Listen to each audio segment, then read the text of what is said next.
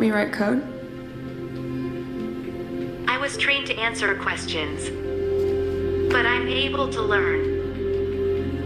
That's very open-minded of you. Thank you. I'm glad you're happy with me. What's this guy doing? That's a developer. What do you think he's working on? That's a tough question. He might be working on a new feature, a bug fix, or something else. It's quite possible. Yes. Do you see my backpack? That's a badminton racket. It's a squash racket, but that's pretty close. That's a badminton racket. No, but you're not the first person to make that mistake.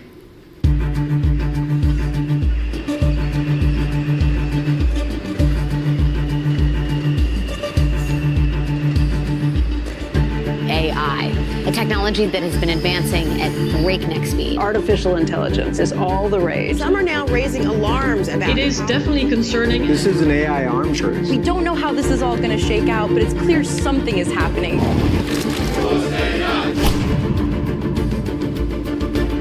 I'm kind of restless. Trying to build AGI is the most exciting journey, in my opinion, that humans have ever embarked on. If you're really going to take that seriously, there isn't a lot of time. Life's very short. My whole life's goal is to solve artificial general intelligence. And on the way, use AI as the ultimate tool to solve all the world's most complex scientific problems. I think that's bigger than the internet. I think that's bigger than mobile. I think it's more like the advent of electricity or fire.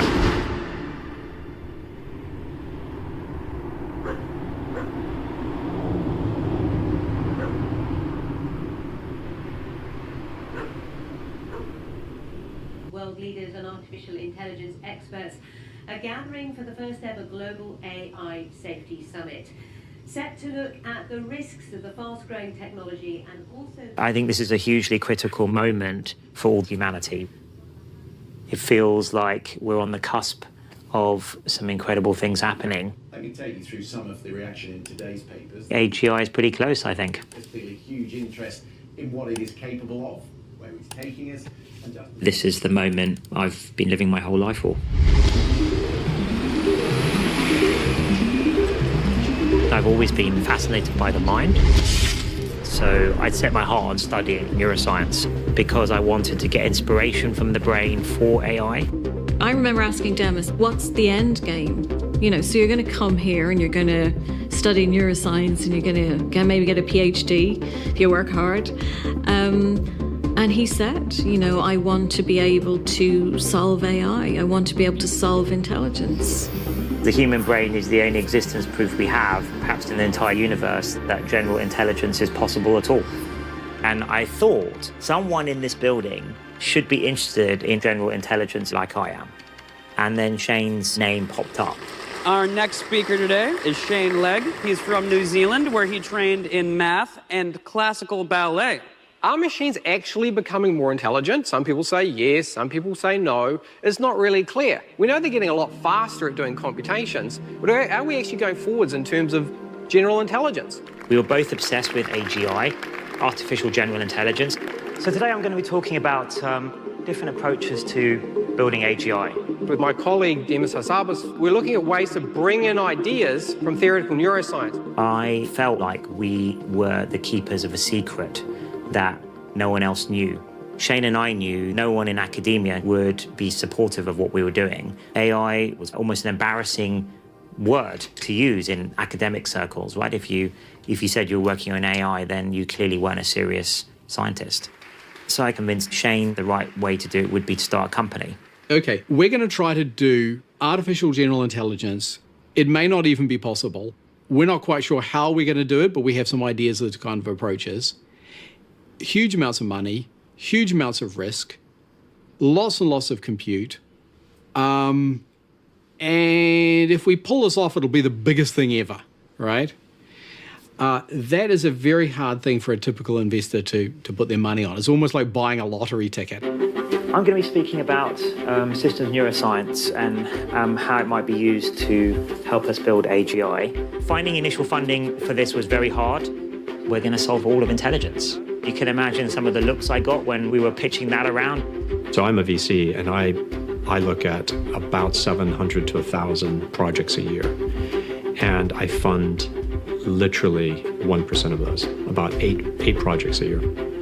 So that means 99% of the time you're in no mode. Wait a minute, I'm telling you this is the most important thing of all time. I'm giving you all this build-up, how it connects with the brain, why the time's right now, and then you're asking me, but how are you going to make money? What's your product? It's like so prosaic a question. Have you not been listening to what I'm saying? We needed investors who aren't necessarily going to invest because they think it's the best investment decision. They're partly going to invest because they just think it's really cool. He's the Silicon Valley version of the man behind the curtain in The Wizard of Oz. He had a lot to do with giving you PayPal, Facebook, YouTube, and Yelp. If everyone says X, Peter Thiel suspects that the opposite of X is quite possibly true. So Peter Thiel was our first big investor, but he insisted that we come to Silicon Valley because that was the only place there would be the talent and we could build that kind of company. But I was pretty adamant we should be in London because I think London's an amazing city. Plus, I knew there were really amazing people trained at Cambridge and Oxford and UCL in Silicon Valley. Everybody's founding a company every year, and then if it doesn't work, you chuck it and you start something new. That is not conducive to a long-term research challenge. So we were totally an outlier for him. All right, everyone, welcome to DeepMind. So what is our mission? We summarize it as, DeepMind's mission is to build the world's first general learning machine. So we always stress the word general and learning here, the key things. Our mission was to build an AGI, an artificial general intelligence. And so that means that we need a system which is general. It doesn't learn to do one specific thing. That's a really key part of human intelligence. We can learn to do many, many things. It's going to, of course, be a lot of hard work, but one of the things that keeps me up at night is to not waste this opportunity to really make a difference here and have a big impact in the world. The first people that came and joined DeepMind already believed in the dream, but this was, I think, one of the first times they found a place full of other dreamers. We collected this Manhattan project, if you like, together to solve AI. In the first 2 years, we were in total stealth mode. And so we couldn't say to anyone what were we doing or where we worked. It was all quite vague. It had no public presence at all. You couldn't look at a website. The office was at a secret location. When we would interview people in those early days, they would show up very nervously. I had at least one candidate who said, I just messaged my wife to tell her exactly where I'm going, just in case this turns out to be some kind of horrible scam and I'm going to get kidnapped. Well, my favourite new person who's an investor is, I've been working on for a year, is Elon Musk. So for those of you who don't know, that's what he looks like. And he hadn't really thought much about AI till we chatted. His mission is to die on Mars or something, but not an impact. We made some big decisions about how we were going to approach building AI. This is a reinforcement learning setup. This is the kind of setup that we think about when we say we're building, an AI agent. There's basically the agent, which is the AI, and then there's the environment that it's interacting with. We decided that games, as long as you're very disciplined about how you use them, are the perfect training ground for AI development. We wanted to try to create one algorithm that could be trained up to play several dozen different Atari games. So just like a human, you have to use the same brain to play all the games. You can think of it that you provide the agent with the cartridge and you say, okay, imagine you're born into that world with that cartridge and you just get to interact with the pixels and see the score. What can you do? So what you're going to do is take your Q function, QK. Q-learning is one of the oldest methods for reinforcement learning.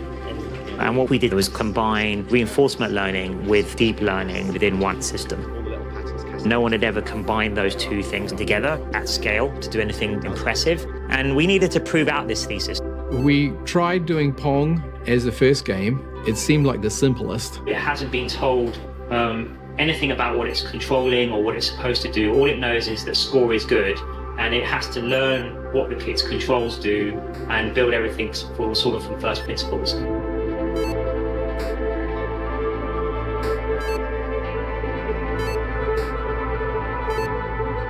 It wasn't really working. I was just saying to Shane, maybe we're just wrong. We can't even do Pong. It was a bit nerve-wracking thinking how far we had to go if we were going to really build a generally intelligent system. And it felt like it was time to give up and move on. And then suddenly, we got our first point. And then it was like, is this random? No, it's really getting a point now. It was really exciting that this thing that previously couldn't even figure out how to move a paddle had suddenly been able to totally get it right. Then it was getting a few points, and then it won its first game. And then 3 months later, no human could beat it. You hadn't told it the rules, how to get the score, nothing. And you just tell it to maximize the score, and it goes away and does it. And this is the first time anyone had done this end-to-end learning. Okay, so we have this working in quite a general way.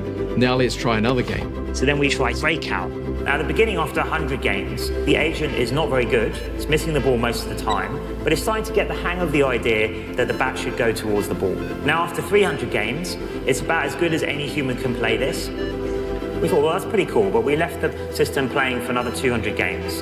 And it did this amazing thing. It found the optimal strategy was to dig a tunnel around the side and put the ball around the back of the wall. Finally, the agent is actually achieving what you thought it would achieve. That is a great feeling, right? When we do research, that is the best we can hope for. We started generalizing to 50 games, and we basically created a recipe. We could just take a game that we have never seen before. We would run the algorithm on that, and the QM could train itself from scratch, achieving human level or sometimes better than human level. We didn't build it to play any of them. We could just give it a bunch of games and it would figure it out for itself. And that, there was something quite magical in that. Suddenly you had something that would respond and learn whatever situation it was parachuted into. And that was like a huge, huge breakthrough. It was, in many respects, the first example of any kind of thing you could call a general intelligence. Although we were a well-funded startup, holding us back was not enough compute power. I realized that this would accelerate our timescales to AGI massively. I used to see Demis quite frequently. We'd have lunch, and he did say to me that he had 2 companies that were involved in buying DeepMind, and he didn't know which one to go with. The issue was, would any commercial company appreciate the real importance of the research and give the research time to come to fruition and not be breathing down their necks saying we want some kind of commercial benefit from this?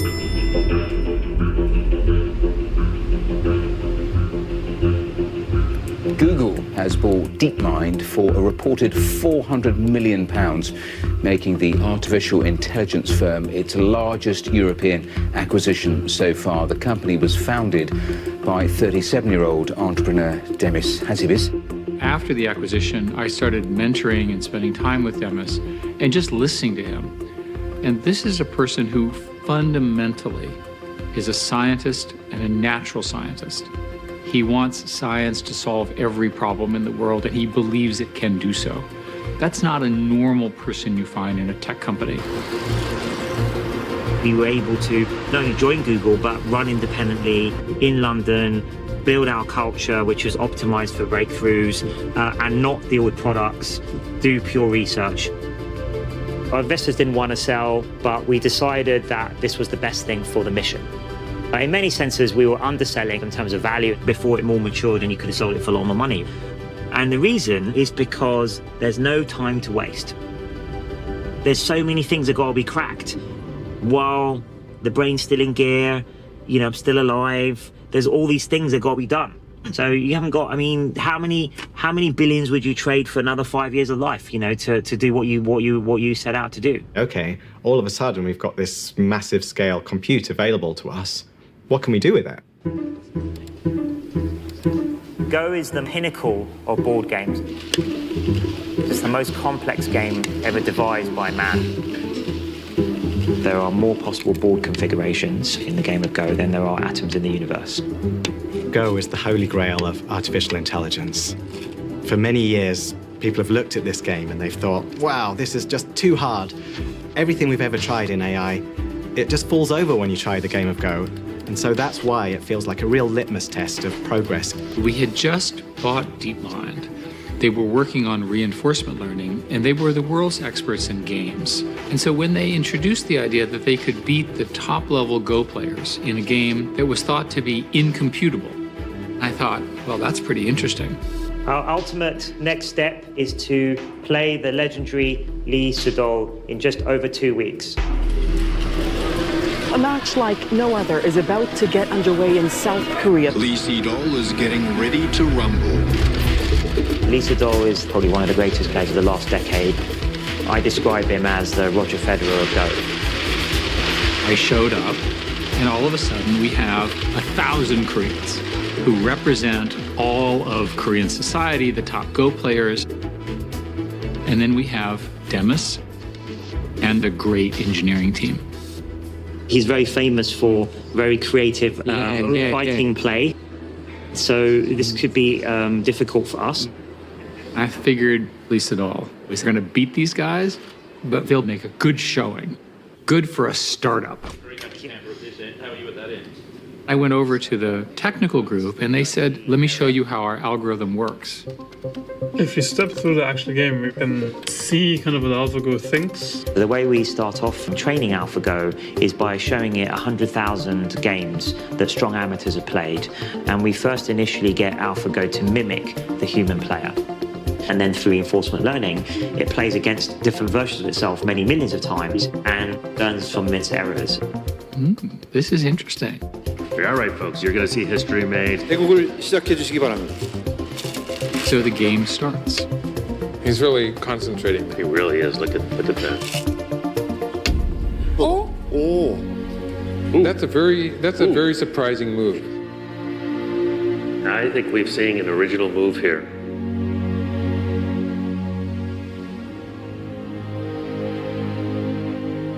Yeah, that's an exciting move. I like moves like that. Professional commentators almost unanimously said that not a single human player would have chosen move 37. So I actually had to poke around in AlphaGo to see what AlphaGo thought, and AlphaGo actually agreed with that assessment. AlphaGo said there was a 1 in 10,000 probability that move 37 would have been played by a human player.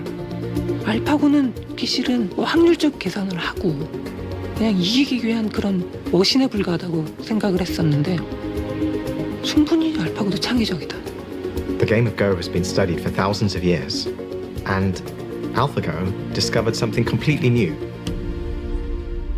He resigned. Lee Sedol was just resigned. He's beaten. The battle between man versus machine, a computer just came out the victor. Google put its DeepMind team to the test against one of the brightest minds in the world and won. That's when we realized the DeepMind people knew what they were doing and to pay attention to reinforcement learning as they had invented it. Everybody say tonight. Based on that experience, AlphaGo got better and better and better. And they had a little chart of how much better they were getting. And I said, when does this stop? And Demis said, when we beat the Chinese guy, the top-rated player in the world. Ke versus AlphaGo. I think we will see AlphaGo pushing through there. AlphaGo is ahead quite a bit. About halfway through the first game, the best player in the world was not doing so well. What can Black do here? Looks difficult. And at a critical moment,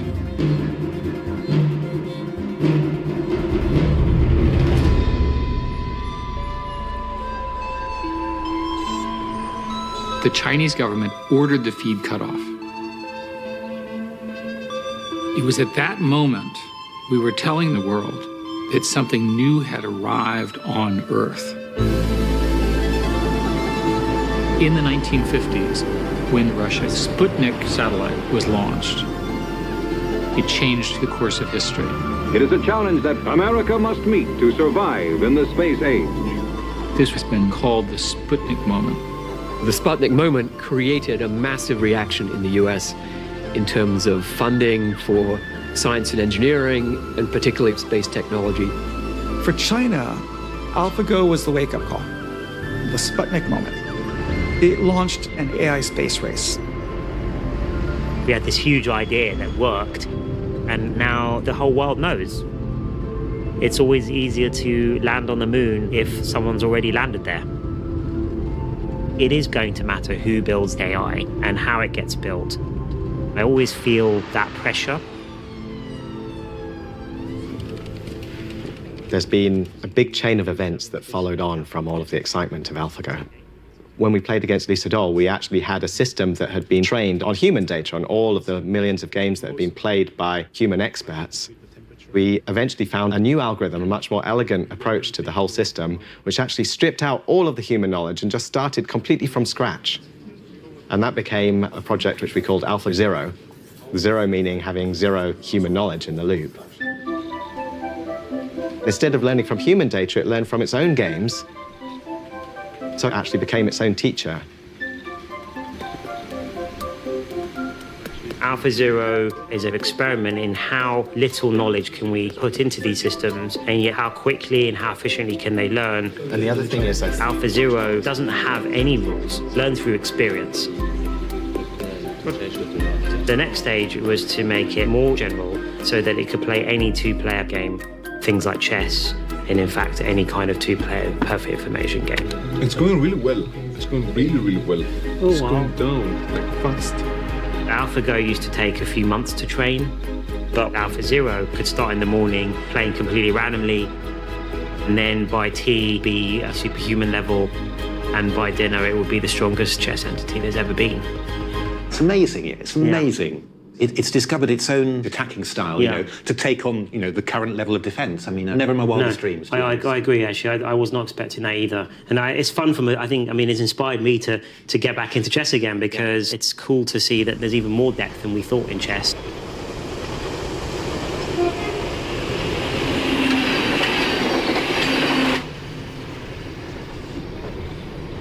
I actually got into AI through games. Initially, it was board games. I was thinking, how is my brain doing this? Like, what is it doing?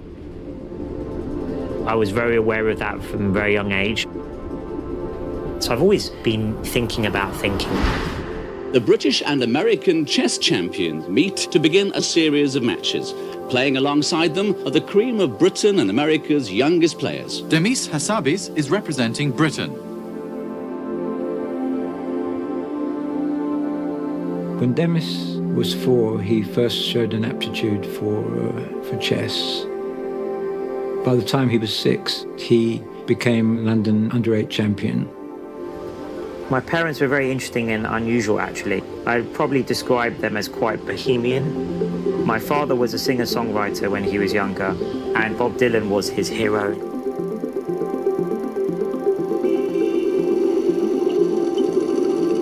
We used to go to campsites and then go for maybe 4 days chess tournament because it was good. What is it that you like about this game? It's just a good thinking game. At the time, I was the second highest rated chess player in the world for my age. But although I was on track to be a professional chess player, I thought that was what I was going to do. No matter how much I loved the game, it was incredibly stressful. Definitely was not fun in games for me. My parents used to, they'd get very upset when I lost a game and angry if I forgot something, and because it was quite high stakes for them. It was cost a lot of money to go to these tournaments, and my parents didn't have much money. My parents thought, if you're interested in being a chess professional, this is really important. It's like your exams. I remember I was about 12 years old, and I was at this international chess tournament in Liechtenstein, up in the mountains.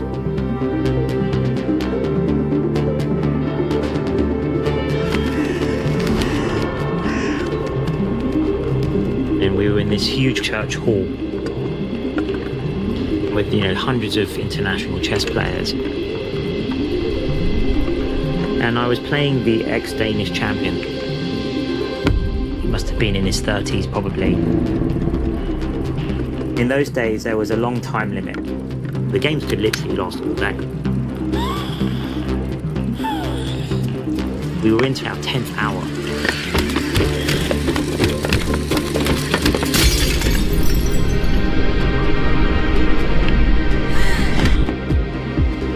And we were in this incredibly unusual ending. I think it should be a draw. but he kept on trying to win for hours.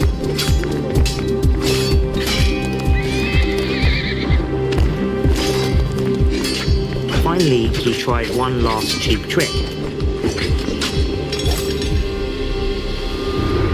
All I had to do was give away my queen, then it would be stalemate. But I was so tired, I thought it was inevitable I was going to be checkmated. And so I resigned. He jumped up and just started laughing. And he went, "Why have you resigned? It's a draw." And he immediately, with a flourish, sort of showed me the drawing move. I felt so sick to my stomach. It made me think the rest of that tournament, it's like, are we wasting our minds? Is this the best use of all this brain power? Everybody's collectively in that building. If you could somehow plug in those 300 brains into a system, you might have solved cancer with that level of brain power. This intuitive feeling came over me that although I love chess, this is not the right thing to spend my whole life on.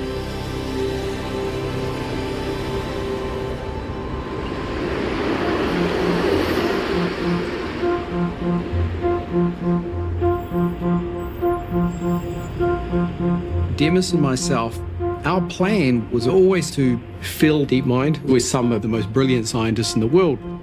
So we have the human brains necessary to create an AGI system. By definition, the G in AGI is about generality. What I imagine is being able to talk to an agent, the agent can talk back, and the agent is able to solve novel problems that it hasn't seen before. That's a really key part of human intelligence, and it's that cognitive breadth and flexibility that's incredible. The only natural general intelligence we know of as humans, we obviously learn a lot from our environment. So we think that simulated environments are one of the ways to create an AGI. The very early humans were having to solve logic problems. They were having to solve navigation, memory, and we evolved in that environment. If we can create a virtual recreation of that kind of environment, that's the perfect testing ground and training ground for everything we do at DeepMind.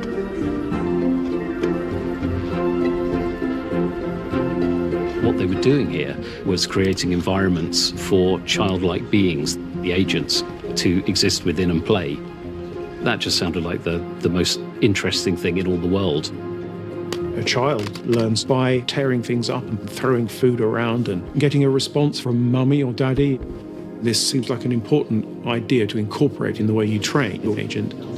The humanoid is supposed to stand up. As his center of gravity rises, it gets more points. You have a reward, and the agent learns from the reward. Like, you do something well, you get a positive reward. You do something bad, in a way you get a negative reward. Oh, it looks like it's standing. I think it's still a bit drunk. It likes to walk backwards. Yeah. The whole algorithm is trying to optimize for receiving as much rewards as possible. And it's found that walking backwards, that's good enough to get very good scores. When we learn to navigate, when we learn to get around in our world, we don't start with maps. We just start with our own exploration, adventuring off across a park without our parents by our side, or finding our way home from school when we're young. A few of us came up with this idea that if we had an environment where a simulated robot just had to run forward, we could put all sorts of obstacles in its way and see if it could manage to navigate different types of terrain. The idea would be like a parkour challenge. It's not graceful, but was never trained to hold a glass as it was running and not spill water. You set this objective that says just move forward velocity, and you'll get a reward for that. And the learning algorithm figures out how to move this complex set of joints. That's a power of reward-based reinforcement learning. Our goal is to try and build agents which you drop them in, they know nothing, they get to play around in whatever problem you give them, and eventually figure out how to solve it for themselves. Now, We want something which can do that in as many different types of problems as possible. A human needs diverse skills to interact with the world. How to deal with complex images, how to manipulate thousands of things at once, how to deal with missing information. We think all of these things together are represented by this game called StarCraft. All it's been trained to do is, given this situation, this screen, what would a human do? Right? We took inspiration from large language models, where you simply train a model to predict the next word, which is exactly the same as predict the next StarCraft move. Unlike chess or Go, where players take turns to make moves, in StarCraft, there's a continuous flow of decisions. On top of that, you can't even see what the opponent is doing. There is no longer a clear definition of what it means to play the best way. It depends on what your opponent does. This is the way that we'll get to a much more fluid, more natural, faster, more reactive agent. This is the huge challenge, and let's see how far we can push. Oh, holy monkey. I'm a pretty low-level amateur. I'm okay, but I'm a pretty low-level amateur. These agents have a long ways to go. We couldn't beat someone of Tim's level. You know, that was a little bit alarming. At that point, it felt like it was going to be a really big, long challenge in maybe a couple years. Danny is the best DeepMind StarCraft 2 player. I've been playing the agent every day for a few weeks now. I could feel that the agent was getting better really fast. Wow, we beat Danny. That for me was already like a huge achievement. The next step is we're going to book in a pro to play.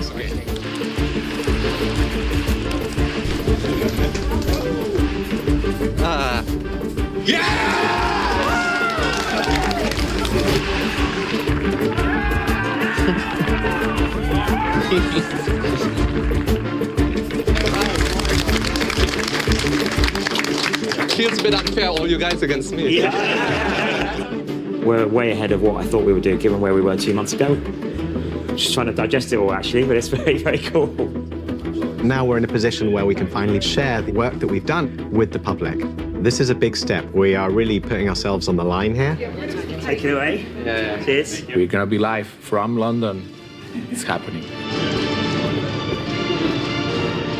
Welcome to London. We are going to have a live exhibition match. Mana against Alpha Star.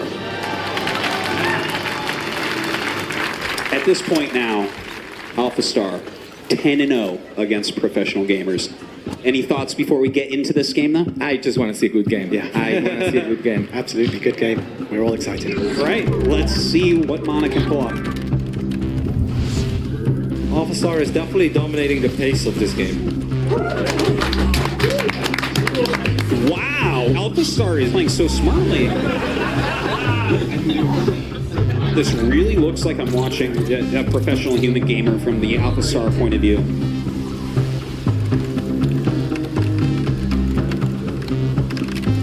I haven't really seen a pro play StarCraft up close. And the 800 clicks per minute, I don't understand how anyone can even click 800 times, let alone if doing 800 useful clicks. Oh, another good hit. Alpha Star, just completely relentless.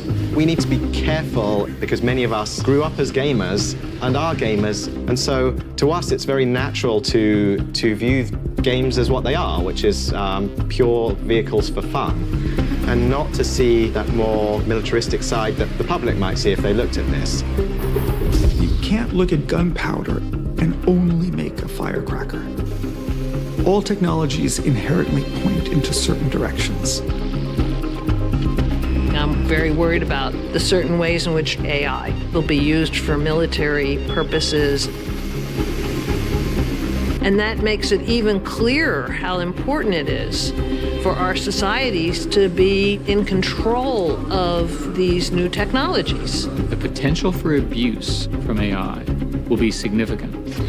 Wars that occur faster than humans can comprehend, and more powerful surveillance. How do you keep power forever over something that's much more powerful than you? One can imagine such technology outsmarting financial markets, out-inventing human researchers, out-manipulating human leaders, and potentially subduing us with weapons we cannot even understand. So we should aim to get things right the first time, because it may be the only chance we will get. Technologies can be used to do terrible things. And technology can be used to do wonderful things and solve all kinds of problems. When DeepMind was acquired by Google, Yeah. you got Google to promise that technology you develop won't be used by the military. Right, For yes. surveillance. Yes. Tell us about that. I think technology is neutral in itself, but how we as a society or humans and companies and other entities and governments decide to use it is what determines whether things become good or bad. I personally think that having autonomous sort of weaponry is just a very bad idea. AlphaStar is playing an extremely intelligent game right now. There is an element to what's being created at DeepMind in London that does seem like the Manhattan Project. There's a relationship between Robert Oppenheimer and Demis Hassabis, in which they're unleashing a new force upon humanity. Mana's fighting back, though. I think that Oppenheimer and some of the other leaders of that project got caught up in the excitement of building the technology and seeing if it was possible. Where is AlphaStar?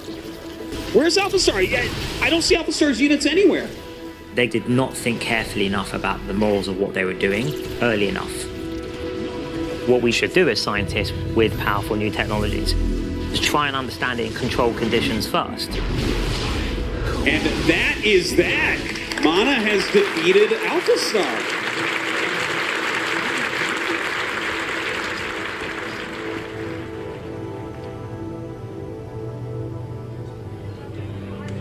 I mean, my honest feeling is that I think is a fairer representation of where we are. And I think that part feels okay. I'm very happy for you. So, well done. My view is that the approach to building technology, which is embodied by move fast and break things, is exactly what we should not be doing. Because you can't afford to break things and then fix them afterwards. Cheers, yeah? Thank you so Cheers, much. Yeah, get some rest. You did well. Cheers, yeah? Thank you for having us.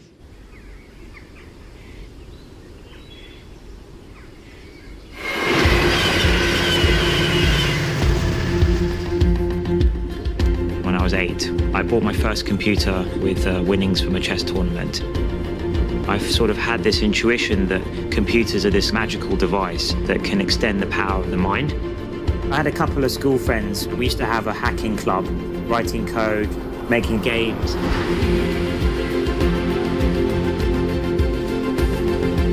And then over the summer holidays, I'd spend the whole day flicking through games magazines. Then one day I noticed there was a competition to write an original version of Space Invaders, and the winner won a job at Bullfrog. Bullfrog at the time was the best games development house in all of Europe. I really wanted to work at this place and see how they built games. Bullfrog, based here in Guildford, began with a big idea. That idea turned into the game Populous, which became a global bestseller. In the 90s, there was no recruitment agencies. You couldn't go out and say, come and work in the games industry. It was still not even considered an industry. So we came up with the idea to have a competition, and we got a lot of applicants. And one of those was Demis's.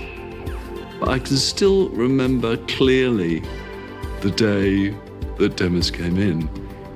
He walked in the door, he looked about 12. I thought, oh my God, what the hell are we going to do with this guy? I applied to Cambridge. I got in, but they said I was way too young. So I needed to take a year off, so I'd be at least 17 before I got there. And that's when I decided to spend that entire gap year working at Bullfrog. They couldn't even legally employ me, so I ended up being paid in brown paper envelopes. I got a feeling of being really at the cutting edge and how much fun that was to invent things every day. And then, a few months later, maybe everyone, a million people will be playing it. In those days, computer games had to evolve. There had to be new genres which were more than just shooting things. Wouldn't it be amazing to have a game where you design and build your own theme park? Demis and I started to talk about theme park. It allows the player to build a world and see the consequences of your choices that you've made in that world. The human player set out the layout of the theme park and designed the roller coaster and set the prices in the chip shop. What I was working on was the behaviors of the people. They were autonomous, and that was the AI in this case. So what I was trying to do was mimic interesting human behavior so that the simulation would be more interesting to interact with. Demis worked on ridiculous things like you could place down these shops, and if you put a shop too near a very dangerous ride, then people on the ride would throw up because they'd just eaten. And then that would make other people throw up when they saw the throwing up on the floor. So you then had to have lots of sweepers to quickly sweep it up before the people saw it. That's the cool thing about it. You as the player tinker with it and then it reacts to you. All those nuanced simulation things he did, and that was an invention which never really existed before. It was unbelievably successful. Theme Park actually turned out to be a top 10 title, and that was the first time we were starting to see how AI could make a difference. We were doing some Christmas shopping and were waiting for the taxi to take us home. I have this very clear memory of Demis talking about AI in a very different way, in a way that we didn't commonly talk about. This idea of AI being useful for other things other than entertainment. So being useful for helping the world and the potential of AI to change the world. I just said to Demis, what is it you want to do? And he said to me, I want to be the person that solves AI.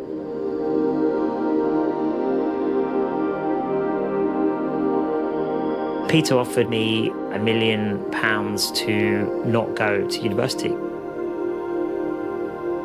But I had a plan from the beginning, and my plan was always to go to Cambridge. I think a lot of my school friends thought I was mad to go to. Why would you not? I mean, £1 million, that's a lot of money. In the 90s, that is a lot of money, right? for a poor 17-year-old kid. He's like this little seed that's got to burst through, and he's not going to be able to do that at Bullfrog. I had to drop him off at the train station, and I can still see that picture of this little elven character disappear down that tunnel. That was an incredibly sad moment. I had this romantic ideal of what Cambridge would be like. 1,000 years of history, walking the same streets that Turing, Newton, and Crick had walked. I wanted to explore the edge of the universe.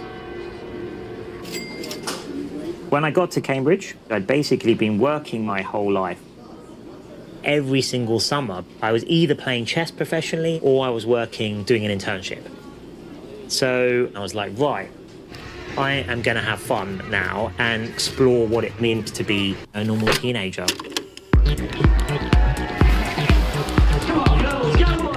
It was work hard and play hard. I first met Demis because we both attended Queen's College. Our group of friends would often drink beer in the bar, play table football. I used to play speed chess, pieces flying off the board and, the whole game in 1 minute. Demis sat down opposite me, and I looked at him and I thought, I remember you from when we were kids. I had actually been in the same chess tournament as Dave in Ipswich, where I used to go and try and raid his local chess club to win a bit of prize money. We were studying computer science. Some people who at that age of 17 would have come in and made sure to tell everybody everything about themselves. Hey, I worked at Bullfrog and built the world's most successful video game. But he wasn't like that at all. At Cambridge, Demis and myself both had an interest in computational neuroscience and trying to understand how computers and the brains intertwined and linked together. Both David and Demis came to me for supervisions. It happens just by coincidence that the year 1997, their third and final year at Cambridge, was also the year when the first chess grandmaster was beaten by a computer program. Round one today of a chess match between the ranking world champion Garry Kasparov and an opponent named Deep Blue to test to see if the human brain can outwit a machine. I remember the drama of Kasparov losing the last match. Whoa!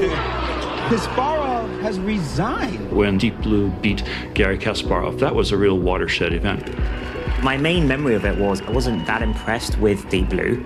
I was more impressed with Kasparov's mind, that he could play chess to this level where he could compete on an equal footing with the brute of a machine, but of course Kasparov can do everything else humans can do too.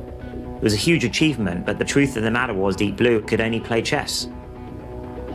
What we would regard as intelligence was missing from that system. This idea of generality and also learning.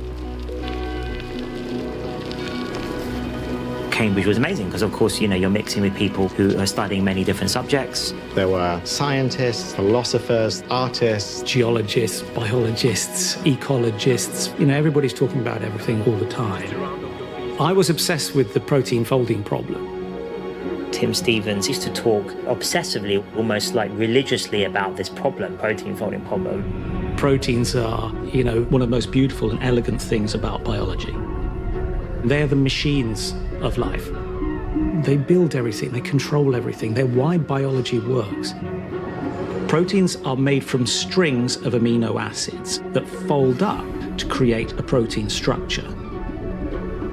If we can predict the structure of proteins from just their amino acid sequences, then a new protein to cure cancer or breaks down plastic to help the environment is definitely something that you could begin to think about. I kind of thought, well, is a human being clever enough to actually fold the protein? We can't work it out. Since the 1960s, we thought that, in principle, if I know what the amino acid sequence of a protein is, I should be able to compute what the structure's like. So, if you could just press a button and they'd all come popping out, that would be, that would have some impact. It stuck in my mind as this is a very interesting problem. And it felt to me like it would be solvable. But I thought it would need AI to do it.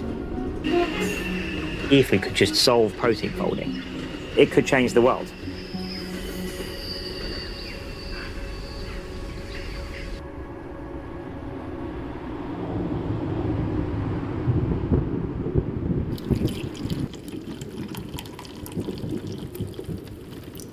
Ever since I was a student at Cambridge, I've never stopped thinking about the protein folding problem. If you were to solve protein folding, then the potential to help solve problems like Alzheimer's, dementia, and drug discovery is huge. Solving disease is probably the most major impact we could have. Thousands of very smart people have tried to solve protein folding. I just think now is the right time for AI to crack it. We needed a reasonable way to apply machine learning to the protein folding problem. We came across this Fold It game. The goal is to move around this 3D model of a protein, and you get a score every time you move it. The more accurate you can make these structures, the more useful they will be to biologists. We spent a few days just kind of seeing how well we could do. We did reasonably well, but even if you were the world's best Fold It player, you wouldn't solve protein folding. That's where we had to move beyond the game. Games are always just a proving ground for our algorithms. The ultimate goal was not just to crack Go and StarCraft, it was to crack real-world challenges.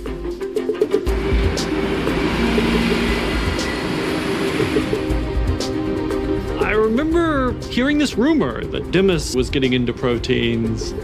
I talked to some people at DeepMind and I would ask, so are you doing protein folding? And they would artfully change the subject. And when that happened twice, I pretty much figured it out. So I thought I should submit a resume. All right, everyone. Welcome to DeepMind. I know some of you, this may be your first week, but I hope you all settled in. The really appealing part for me about the job was this sense of connection to the larger purpose. If we can crack some fundamental problems in science, many other people and other companies and labs and so on could build on top of our work. This is your chance now to add your chapter to this story. When I arrived, I was definitely quite a bit nervous. I'm still trying to keep... I haven't taken any biology courses. We haven't spent years of our lives looking at these structures and understanding them. We are just going off the data and our machine learning models. In machine learning, you train a network like flashcards. Here's the question, here's the answer. Here's the question, here's the answer. But in protein folding, we're not doing the kind of standard task at DeepMind where you have unlimited data. Your job is to get better at chess or Go, and you can play as many games of chess or Go as your computers will allow. With proteins, we're sitting on a very fixed size of data that's been determined by a half-century of time-consuming experimental methods in laboratories. These painstaking methods can take months or years to determine a single protein structure, and sometimes a structure can never be determined. That's why we're working with such small data sets to train our algorithms. When DeepMind started to explore the folding problem, they were talking to us about which data sets they were using and what would be the possibilities if they did solve this problem. Many people have tried, and yet no one on the planet has solved protein folding. I did think to myself, well, good luck. If we can solve the protein folding problem, it would have an incredible kind of medical relevance. This is the cycles of science. You do a huge amount of exploration, and then you go into exploitation mode, and you focus, and you see how good are those ideas really. And there's nothing better than external competition for that. Feels like that's what we should do. So we decided to enter CASP competition.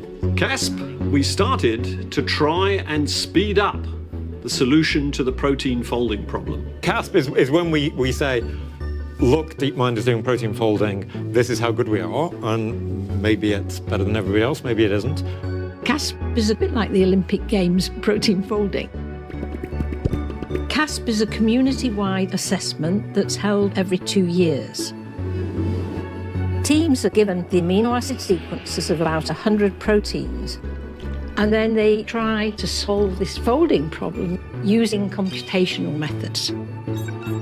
These proteins have already been determined by experiments in the laboratory, but have not yet been revealed publicly. And these known structures represent the gold standard against which all the computation predictions will be compared.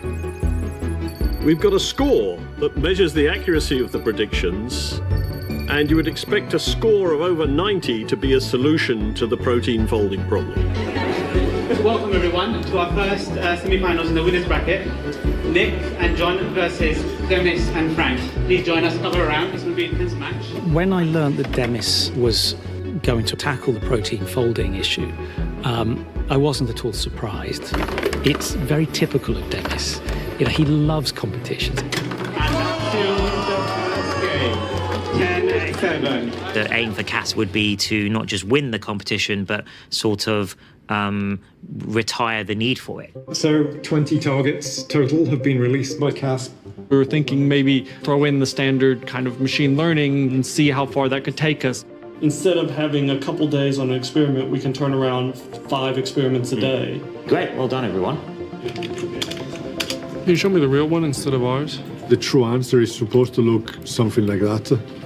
It's a lot more cylindrical than I thought. The results were not very good. Okay.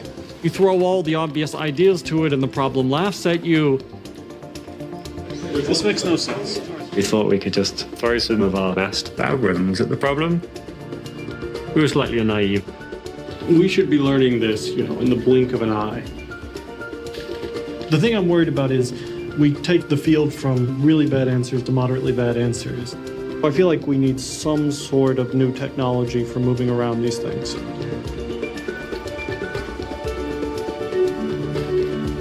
With only a week left of CASP, it's now a sprint to get it deployed.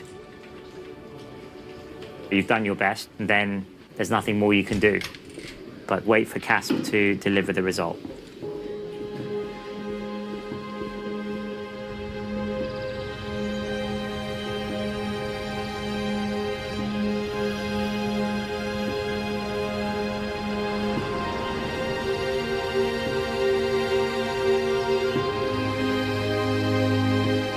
This famous thing of Einstein, last couple of years of his life when he was here, he overlapped with Kurt Gödel, and he said one of the reasons he still comes into work is so that he gets to walk home and discuss things with Gödel.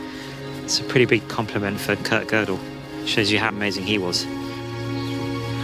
The Institute for Advanced Study was formed in 1933 In the early years, the intense scientific atmosphere attracted some of the most brilliant mathematicians and physicists ever concentrated in a single place and time. That's the founding principle of this place.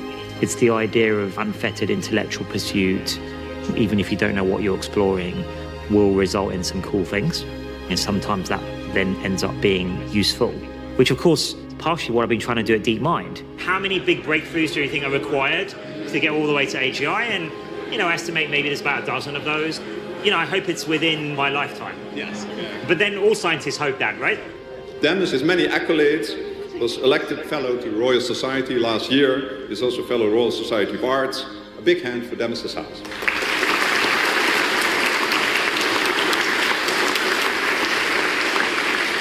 My dream has always been to try and make AI-assisted science possible. And what I think is our most exciting project last year, which is our work in protein folding, and we call this system AlphaFold. We entered it into CASP, and our system was the most accurate predicting structures for 25 out of the 43 proteins in the hardest category. So we're state of the art, but we're still, I have to be clear, we're still a long way from solving the protein folding problem. We're working hard on this still, and we're exploring many other techniques.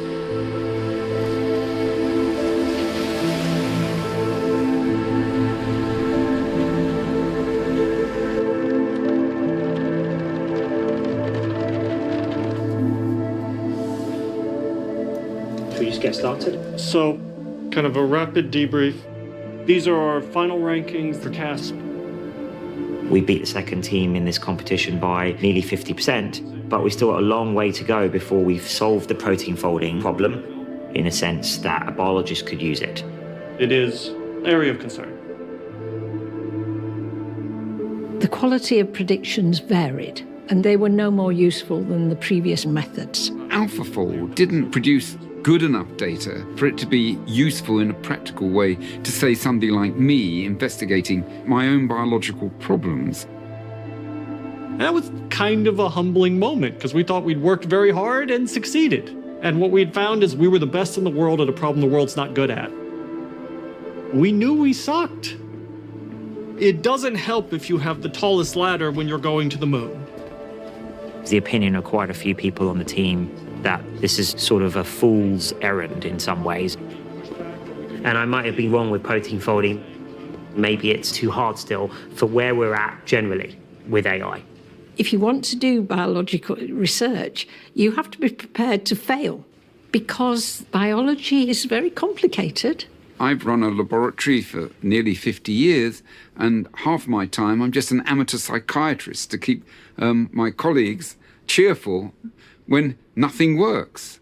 And quite a lot of the time, and I mean 80–90%, it does not work.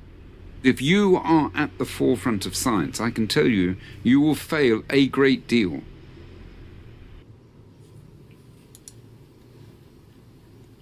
I just felt disappointed. The lesson I learned is that ambition is a good thing, but you need to get the timing right. There's no point being 50 years ahead of your time. You will never survive 50 years of that kind of endeavor before it yields something. You'll literally die trying.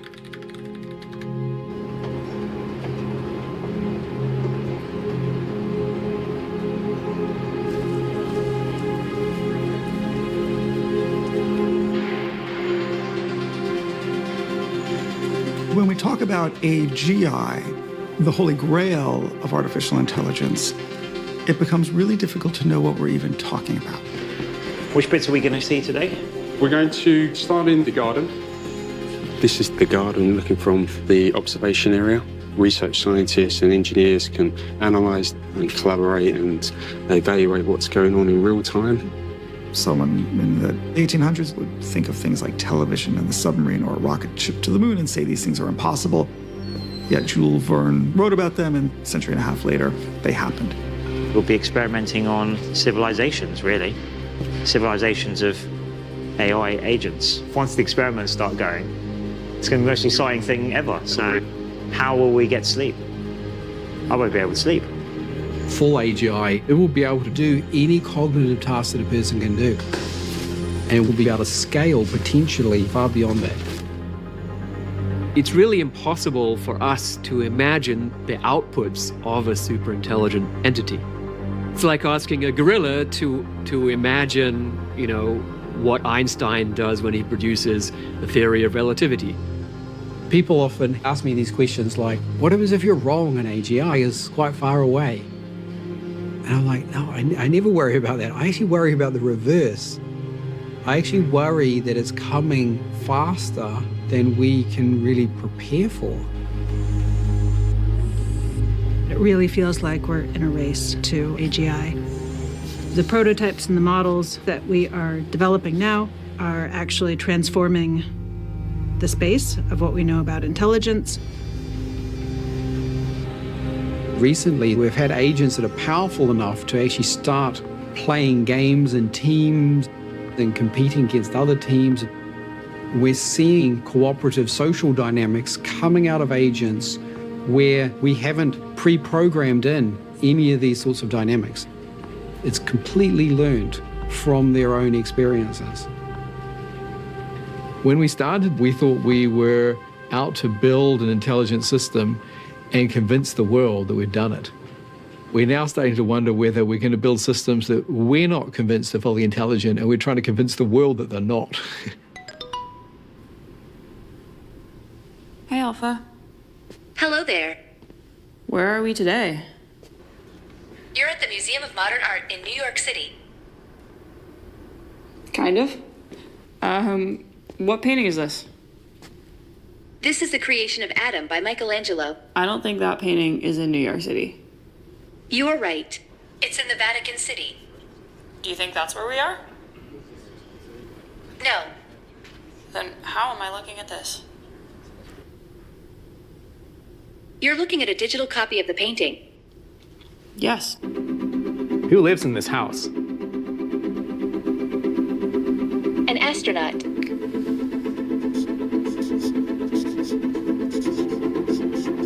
What's this astronaut's name? His name is Mark.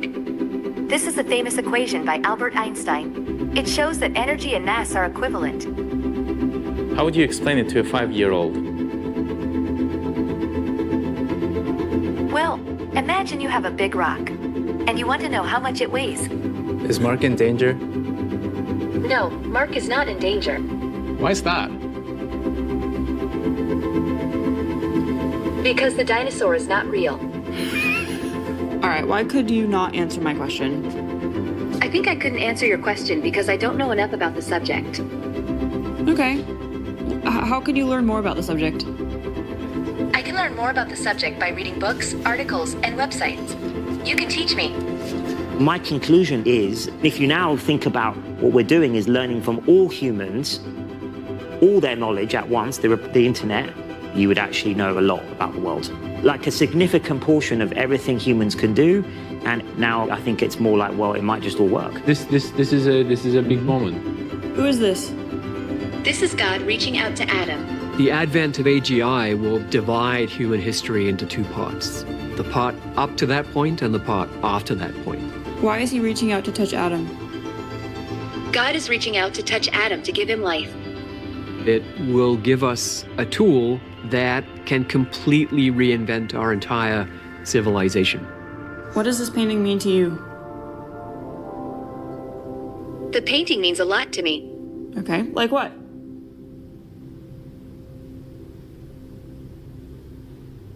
I think the painting is a reminder that we are all connected to each other and that we are all part of something bigger than ourselves.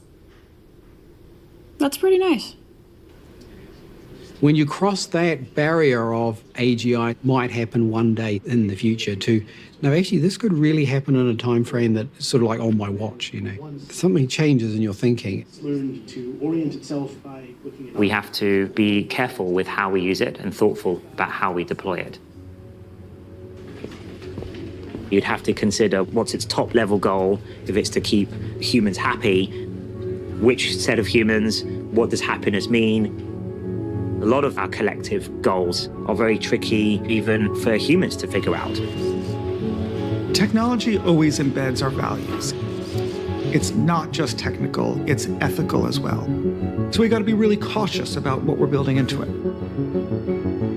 The reality is that this is an algorithm that has been created by people, by us. You know, what does it mean to endow our agents with the same kind of values that we hold dear? What is the purpose of making these AI systems appear so human-like so that they do capture hearts and minds? Because they're kind of exploiting a human vulnerability also. The heart and mind of these systems are very much human-generated data for all the good and the bad. There is a parallel between the Industrial Revolution, which was an incredible moment of displacement, and the current technological change created by AI. We have to think about who's displaced and how we're going to support them.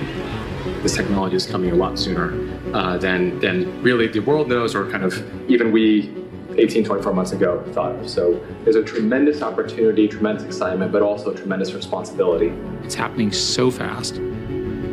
How will we govern it? How will we decide what is okay and what is not okay? AI-generated images are getting more sophisticated. The use of AI for generating disinformation and manipulating human psychology is only going to get much, much worse. AGI is coming, whether we do it here at DeepMind or not. It's going to happen, so we better create institutions to protect us. It's going to require global coordination, and I worry that humanity is increasingly getting worse at that rather than better. We need a lot more people really taking this seriously and thinking about this. It's serious. It worries me. It worries me, yeah.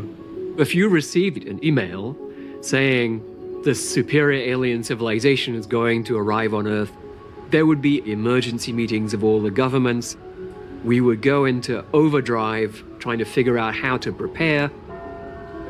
The arrival of AGI will be the most important moment that we have ever faced.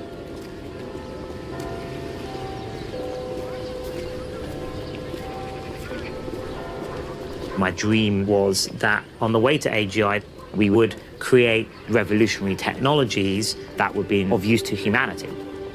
That's what I wanted with AlphaFold. I think more important than ever that we should solve the protein folding problem. This is going to be really hard, but I won't give up until it's done. You know, we need to double down and go as fast as possible from here. I think we've got no time to lose. So we are going to make protein folding a strike team. Team lead for the strike team will be John. You know, we've seen how effective. You know, we're going to try everything, kitchen sink, the whole lot. It's about proving we can solve the whole problem. And I felt that to do that, we would need to incorporate some domain knowledge. We had some fantastic engineers on it, but they were not trained in biology. As a computational biologist, when I initially joined the AlphaFold team, I didn't immediately feel confident about anything. You know, whether we were going to be successful. Biology is so ridiculously complicated. It just felt like this very far off mountain to climb. I'm starting to play with annealing temperatures to see if we can get multiplied. I was one of the few people on the team who'd done work in biology before. You feel this huge sense of responsibility. We're expecting you to do great things on this strike team. That's terrifying. But one of the reasons why I wanted to come here was to do something that matters. This is the number of missing things. What about making use of whatever understanding you have of physics, like using that as a source of data? But if it's systematic, that can't be right though. If it's systematically wrong in some weird way, you might be learning that systematically wrong physics. The team is already trying to think of multiple ways. Yes. Biological relevance is what we're going for. So we rewrote the whole data pipeline that AlphaFold uses to learn. You can't force the creative phase. You have to give space for those flowers to bloom. We won CASP, then it was back to the drawing board and like, what are our new ideas? And then it's taken a little while, I would say, for them to get back to where they were, but with the new ideas. And then now I think we're seeing the benefits of the new ideas. They can go further, right? So that's a really important moment. I've seen that moment so many times now, but I know what that means now, and I know this is the time now to press. Adding sidechains improves direct folding. That drove a lot of the progress. We'll talk about that. Great. The last 4 months, we've made enormous gains. During CAS13, it would take us a day or two to fold one of the proteins, and now we're folding like hundreds or thousands a second. Yeah, it's just insane. Now this is a model that is orders of magnitude faster, while at the same time being even better. We're getting a lot of structures into the high accuracy regime. We're rapidly improving to a system that is starting to really get at the core and heart of the problem. It's great work. It looks like we're in good shape. So we've got, what, 5 weeks left? 6 weeks? So what's, you got enough compute power? We could use more. I was nervous about CASP, but as the system is starting to come together, I don't feel as nervous. I feel like things have sort of come into perspective recently, and, you know, it's going to be fine. The Prime Minister has announced the most drastic limits to our lives that the UK has ever seen in living memory. I must give the British people a very simple instruction. You must stay at home. It feels like we're in a science fiction novel. You know, I'm delivering food to my parents, making sure they stay isolated and safe. I think it just highlights the incredible need for AI-assisted science. You always know that something like this is a possibility, but nobody ever really believes that it's going to happen in their lifetime, though. Are you recording yet? Yes. Good morning, Ola. Hey. Good. CASP started. It's nice I get to sit around in my pajama bottoms all day. I never thought I would live in a house where so much was going on. I would be trying to solve protein folding in one room, and my husband would be trying to make robots walk in the other. One of the hardest proteins we've gotten in CASP thus far is a SARS-CoV-2 protein called ORF8. ORF8 is a coronavirus protein. It's one of the main proteins that dampens the immune system. We tried really hard to improve our prediction, like really, really hard. Probably the most time that we have ever spent on a single target, to the point where my husband is like, it's midnight, you need to go to bed. So I think we're at day 102 since lockdown. My daughter is keeping a journal. Now you can go out as much as you want. We have received the last target. They've said they will be sending out no more targets in our category of CASP. So we're just making sure we give the best possible answer.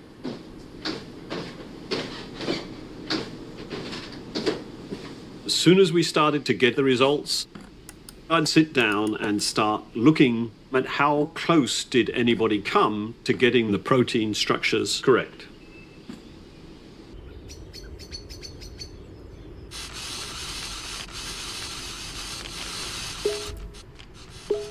Oh, hey, Tim.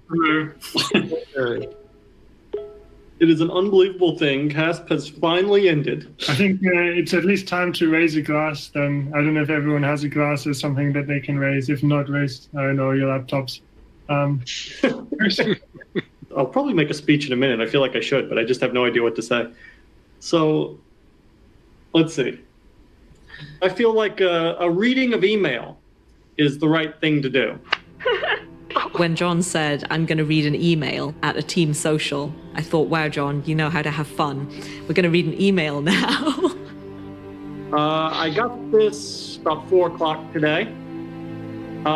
It is from John Malt, and I'll just read it. It says, as I expect you know, your group has performed amazingly well in CASP 14, both relative to other groups and in absolute model accuracy.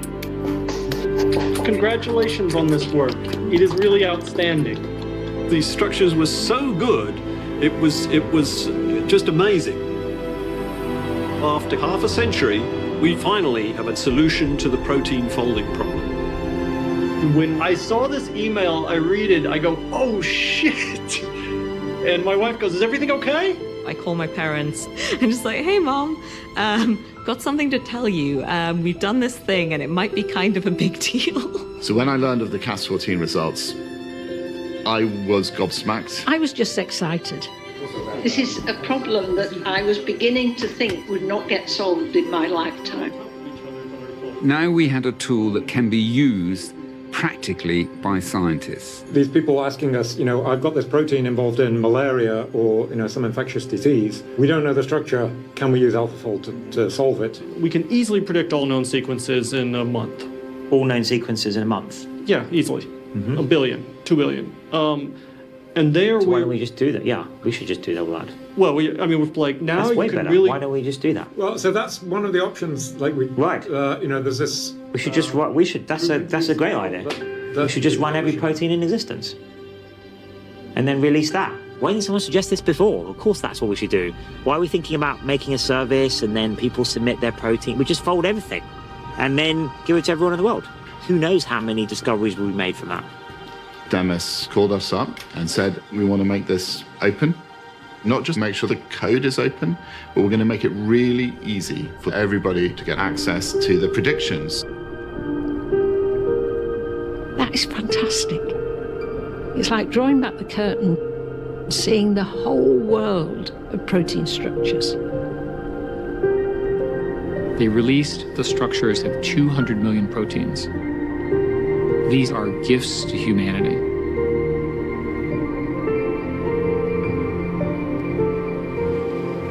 The moment AlphaFold is live to the world, we will no longer be the most important people in AlphaFold's story. Can't quite believe it's all out. Oh my God. I think it is up there. Oh, loads of activity in Japan.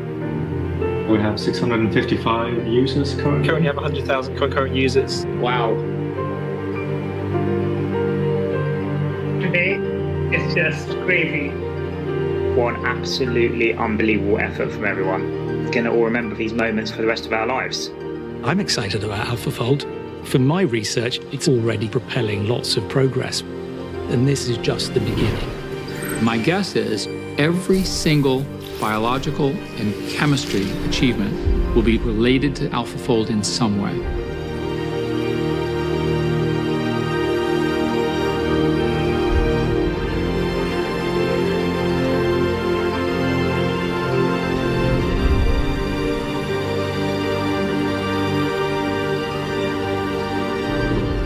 AlphaFold was that index moment.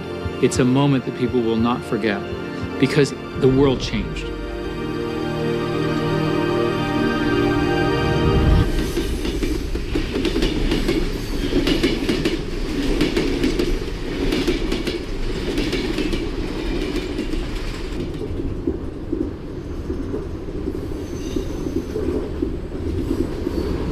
Everybody's realised now what Shane and I have known for more than 20 years, that AI is going to be the most important thing humanity's ever going to invent. We will shortly be arriving at our final destination.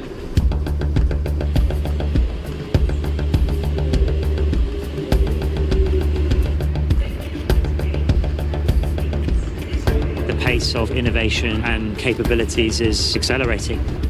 Like a boulder rolling down a hill that we've kicked off and now is continuing to gather speed. We are at a crossroads in human history. AI has the potential to transform our lives in every aspect. No less important than the discovery of electricity.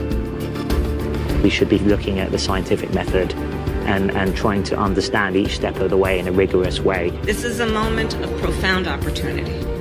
Harnessing this technology could eclipse anything we have ever known.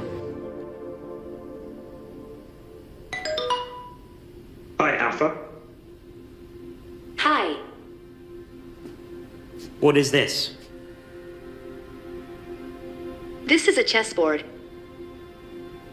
If I was to play white, what move would you recommend?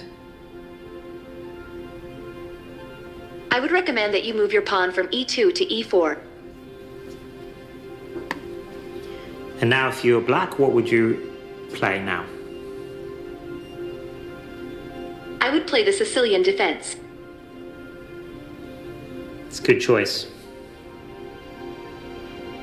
Thanks.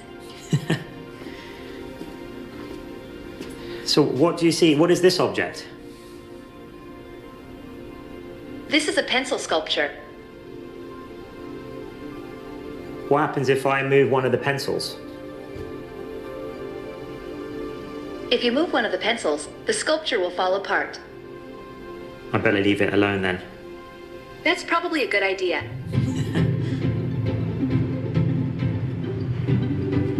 AGI is on the horizon now. Very clearly, the next generation is going to live in the future world where things will be radically different because of AI. And if you want to steward that responsibly, every moment is vital. This is the moment I've been living my whole life for.